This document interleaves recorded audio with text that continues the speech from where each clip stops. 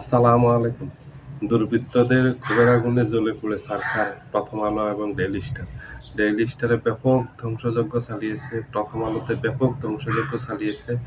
প্রথম আলোর সকল অফিস ৪ টা ফ্লোর নিয়ে এক্কেবারে জ্বালিয়ে পুড়িয়ে সব ধ্বংস করে দিয়েছে, ছারখার করে দিয়েছে এবং ডেইলি স্টারেরও একই অবস্থা করেছে।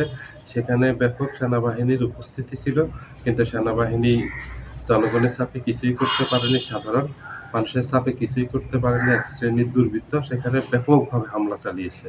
সেনাবাহিনীও সেখানে নিশ্চুপ অবস্থায় ছিল। সেখানে ডেইলি স্টারের অনেক সাংবাদিক, অনেক স্টাফ আটকা পড়েছে এবং প্রথম আলোর অফিসেও প্রথম আলোর অনেক সাংবাদিক সেখানে আটকা পড়েছে। সেখানে নিউ এজের সম্পাদক, যিনি সম্পাদক পরিষদেরও সভাপতি, উনি সেখানে উদ্ধার তৎপরতা দেখতে গেছেন এবং তাদের সহকর্মীদের উদ্ধার করতে গেছেন। সেখানে নিউজের সম্পাদক নুরুল কবিরের উপরও হামলা করেছে দুর্বৃত্তরা। ওনার উপর ওনাকে কিছুটা সেনাবাহিনী সেভ করছে, কিন্তু তারপরে ওনার উপরে মোটামুটি আক্রমণ হয়েছে, ওনাকে হেনস্থা করা হয়েছে। এই বার্তাগুলি এগুলি বিদেশে যে যাচ্ছে, এগুলি বিদেশে একটা খারাপ বার্তা যাচ্ছে, এগুলি তো বিদেশি মিডিয়ায় চলে যাচ্ছে। ওসমান হাদির এই ঘটনাটা বিদেশি মিডিয়াতে প্রচার হচ্ছে এবং কালকে যে এই যে পত্রিকা অফিসে যে এইভাবে হামলা চালালো, এগুলি তো বিদেশি মিডিয়ায় গিয়ে আমাদের দেশকে খারাপভাবে উপস্থাপন করবে, আমাদের দেশের সম্পর্কে বিদেশে একটা নেগেটিভ ধারণা জন্ম নেবে, যেটার থেকে আগের থেকেই বলতেছে যে এমনিতে আমাদের দেশে জঙ্গি আছে, যে অপপ্রচারটা চালাচ্ছিল ভারত, সেই অপপ্রচারটা আরো শক্তিশালী হবে। ভারতের সেই বক্তব্যটা বিদেশে আরো দৃঢ় হবে যে হ্যাঁ, বাংলাদেশে জঙ্গিবাদী কার্যকলাপ চালাচ্ছে। এগুলি বিশ্ব মিডিয়ায় আমাদের দেশের ভাবমূর্তি ক্ষুণ্ণ হবে।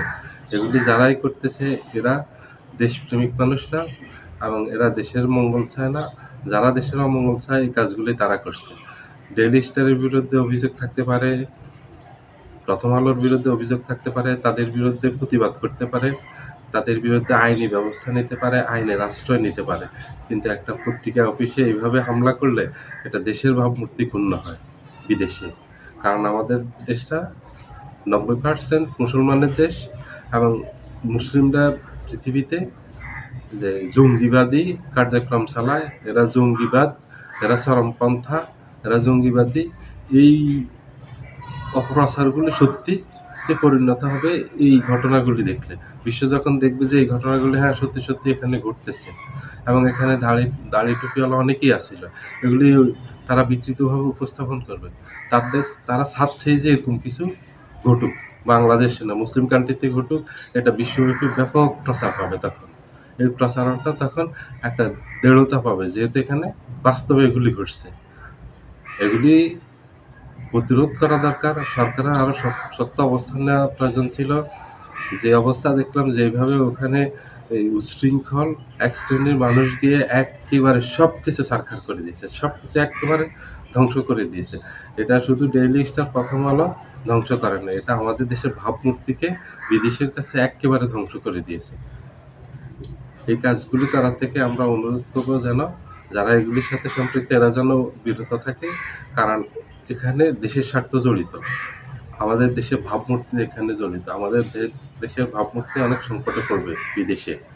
এগুলি বিদেশে সকল সংবাদ মাধ্যমে চলে যাবে, আন্তর্জাতিক যত সংবাদ মাধ্যম আছে সেখানে আমাদের দেশের সম্পর্কে একটা নেগেটিভ ধারণা জন্ম দেবে যে আমাদের দেশে জঙ্গিবাদী কার্যক্রম ব্যাপকভাবে চলতেছে, এখানে জঙ্গি উত্থান করছে, এখানে চরমপন্থার উত্থান করছে। তখন দেশ চাপে পড়ে যাবে, জনগণ চাপে পড়ে যাবে এবং আমাদের দেশ থেকে এই যে বিদেশে যারা যাচ্ছে ব্যবসার কাজে, তারপর বিভিন্ন কাজে যাচ্ছে অথবা শ্রমিক হিসাবে যাচ্ছে, এই পথগুলি বন্ধ হয়ে যাবে। আমাদের দেশে যে বিনিয়োগ করতে আসবে, তখন এই বিনিয়োগগুলি বন্ধ হয়ে যাবে, অর্থনৈতিকভাবে আমাদের দেশও ক্ষতিগ্রস্ত হবে। এই যে এখন যে কার্যক্রমগুলি চালাচ্ছে, আমরা অনুরোধ করব এগুলি যেন অতি সত্বর বন্ধ করে। এটা দেশের স্বার্থে, এটা সবার স্বার্থে। এগুলি জরুরি ভিত্তিতে বন্ধ করা প্রয়োজন। যে যতটুকু ঘটে গেছে এখানেই সীমাবদ্ধ থাকা প্রয়োজন। এই নৈরাজ্য চলতে থাকলে আমাদের দেশ বিপদে পড়বে, আমাদের অর্থনীতি বিপদে পড়বে, আমাদের দেশে বিদেশি শ্রমিক যারা আছে তারা বিপদে পড়বে, আমাদের দেশে বিনিয়োগ আসবে না, বন্ধ হয়ে যাবে। তখন দেশ বড় ধরনের সংকটে দেখা দিবে, তখন রাজনৈতিক সংকট দেখা দিবে বড় ধরনের দেশে। সবাই ভালো থাকবেন। আল্লাহ হাফেজ।